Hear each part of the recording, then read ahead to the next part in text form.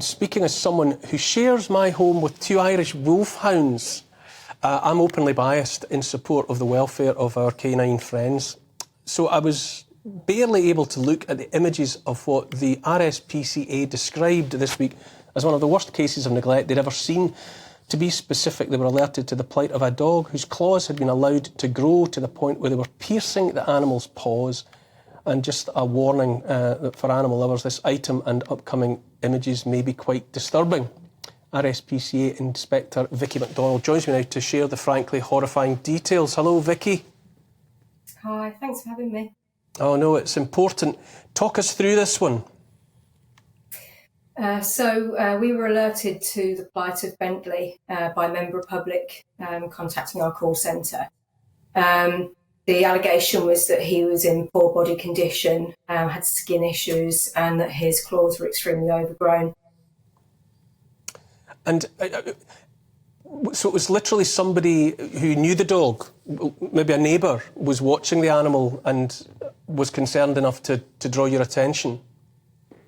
Yeah, I'm not sure who exactly it was that made the call to us, but it's obviously somebody that had seen the dog and seen the condition that he'd been allowed to get into.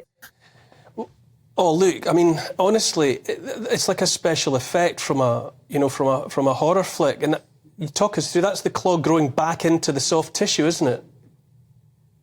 Yeah, I've never seen anything like it on a dog previously, and Bentley wasn't just affected by one or two claws being overgrown. On all four of his feet, all the claws were overgrown to the point where they were either corkscrewing, as you see there, but on all four pads, at least one claw had curled round so far that it had embedded itself deep into the pad, causing swelling and infection and considerable pain to Bentley. What breed of dog was Bentley? Is Bentley, and what age?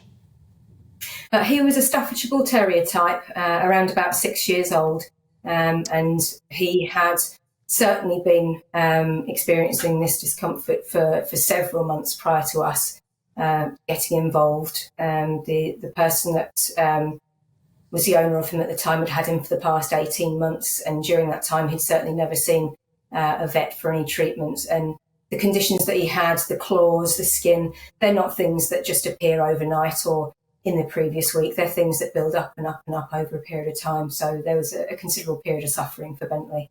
Why did it happen though? I've got two hounds, as I said in the introduction. Sometimes they walk on the street, sometimes they walk on soft, on grass or whatever.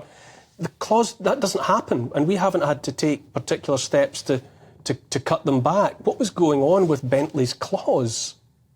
Yeah, I mean, obviously, you always need to keep an eye on claws when they do sort of get long, especially with the dew claws that sometimes sort of further up the leg.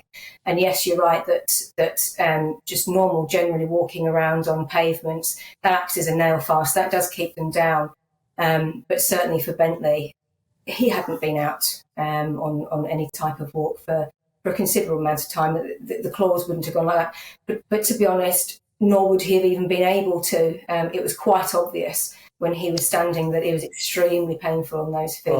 Oh. But it's something that should have been obvious to anybody.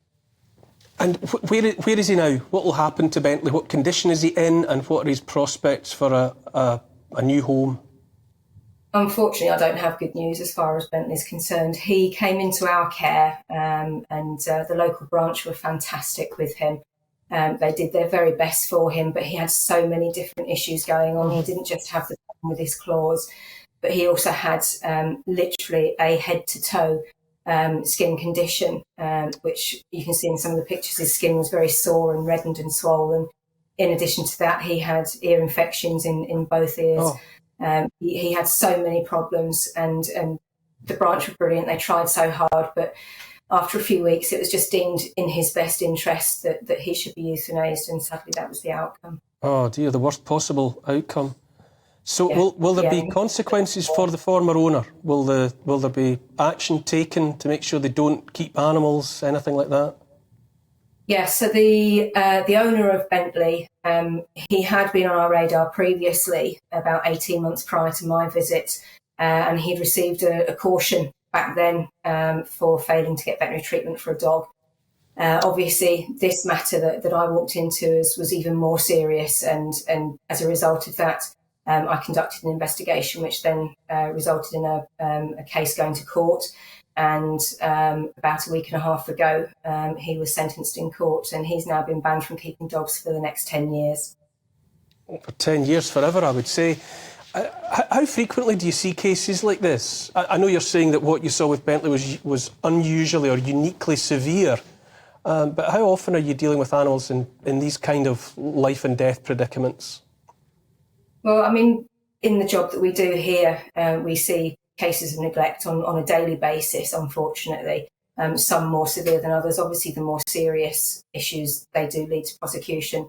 But obviously, the P in RSPCA is about prevention. So mainly what we try to do is get out there and help and educate and try and resolve a situation in the situation that it's actually in. And if we can resolve that, that's better for the owner, better for the animal. But obviously, there are situations that are just too serious and we have to take further action. A dreadful and ultimately upsetting story. Vicki McDonald from the RSPCA, though, thank you for bringing it to our attention. It's so important for everyone to know just the kind of predicament that some animals are left in on account of the rank stupidity and callousness of owners. Thank you tonight, Vicki. It brings you right down, doesn't it, to see that kind of level of cruelty meted out to a poor beast. I mean, the poor thing probably couldn't have walked. I can't imagine how he could possibly have been able to walk around at all, to even be able to stand up. He must have been in complete agony, and probably for a very long time as well for it to have gotten to that stage. I really firmly do think that people who abuse animals like that should be put in jail. Yeah. And I don't think that it should be a 10-year ban. I think it should be a lifetime ban. A person like that shouldn't be allowed near animals. Because I think you have to ask, what kind of person can see an animal suffering around them, living in their house with them, an animal that must surely not have been able to stand or to take care of itself in the way that animals normally can.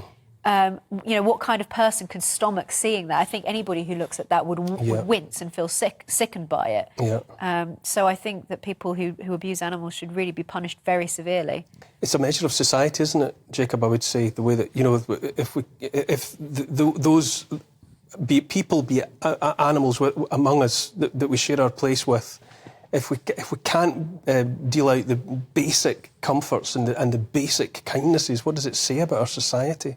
Yeah, for sure. I mean, there's obviously always a danger of reading too much into kind of one example. Nonetheless, I mean, just anecdotally, you do kind of witness a little bit that there's a growth in people maybe taking on pets that are not quite right for them, or especially with dogs, people taking on increasingly kind of like slightly unhinged dogs that maybe aren't quite right for them. And also people, I think, and maybe you could draw out some longer point about people kind of not dealing out their responsibilities in society, people that are not kind of as committed maybe to training dogs properly. And so I think it'd be worth having a bit of a conversation about whether we still kind of are capable of looking after the right kind of animals in the way we do. I'll be a little cautious about drawing out too much. But when you live with I've got dogs at home, and when you see how vulnerable they are really, how much they depend on you for every aspect of their happiness and every part of their life. To see that just the thought of what Bentley went through in however many years and months he had is just deeply, profoundly upsetting.